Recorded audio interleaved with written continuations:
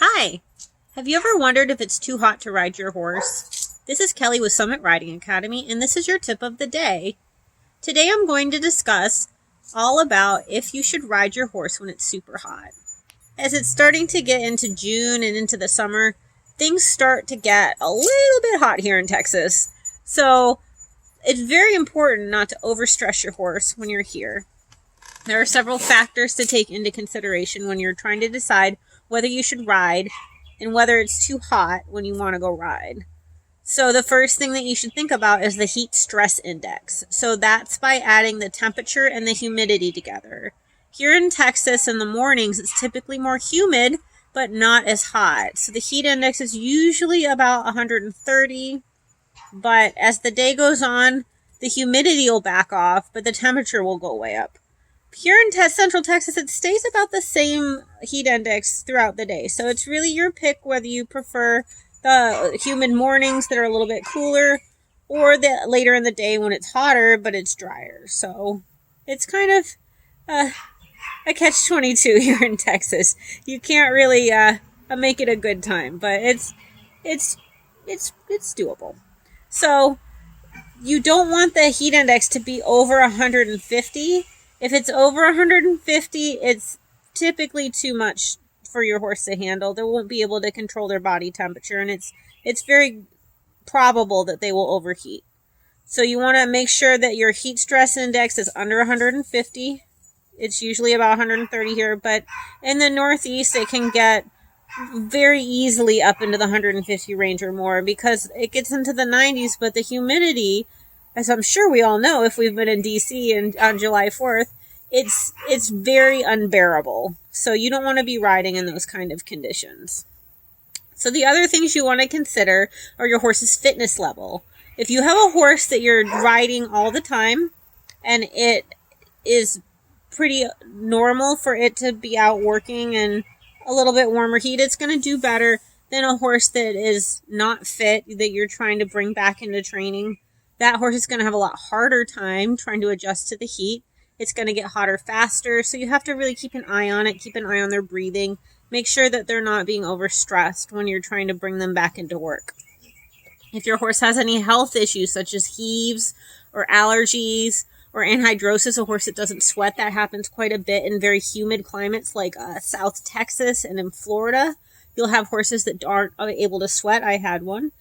So you have to take other precautions. Something that I would do is feed him extra electrolytes. I would take a bucket of water out when I went to ride, and I'd douse the horse in the water with a sponge, and then I would douse myself in the sponge because it's just really hot here in Texas. So you just have to think about that when you go to ride. If your horse can't sweat, you have to do the sweating for him. And you just might want to ride. In Florida, I would ride when it would rain. So the sweating was happening kind of for us, like it by nature. But you just have to think about these things when you try to go ride a horse that's not used to the heat. If you have a horse that's overweight, it's going to be a lot more stressful on the horse to work in the heat. So you want to just take it easy when you're working a horse that's a little bit overweight and coming back into work. Think about what kind of stuff you have at your barn. If you have a ring that is covered with big fans and ventilated, you can ride when the heat stress index is a lot higher than somebody who has to ride in an outdoor ring. If you have a ring with sand that's darker, it's going to absorb more heat. So think about that heat coming up from the ground is going to cause a lot more stress on your horse than if you went and rode on the grass. So the grass is actually much cooler to ride on than the sand in the summer. If you have an orchard with a bunch of trees around, that's a good place to ride. So just think about the places that you can go where there's maybe more of a breeze, maybe some shade. So those places are a little bit better to ride in than right on like a big hot sand ring.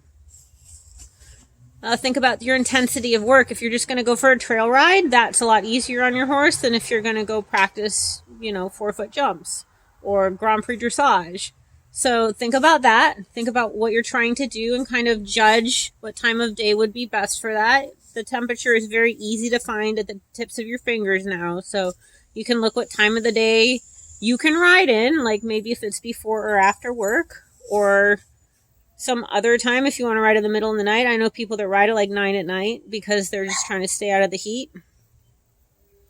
Time of day is very important. So the sun, especially in these southern climates, can get very high and very intense in the middle of the day. There's a lot more radiation, which is going to drain you of your energy, and it's going to drain your horse of their energy a lot faster than it is when it's later in the day or earlier in the day. That direct sunlight from above is going to cause a lot more trouble for your horse than if you rode in the morning or at night. And then you want to think about how long the horse has been in this climate. If the horse has been in this climate its whole life, it's going to do better than a horse that you just shipped down from New York or from a northern state where it does not get so hot. And then right before you ride, when you know it's going to be hot, check their dehydration level. So pull a flap of skin on their neck and see if their skin doesn't pop right back. They're a little bit dehydrated. So think about giving them some electrolytes.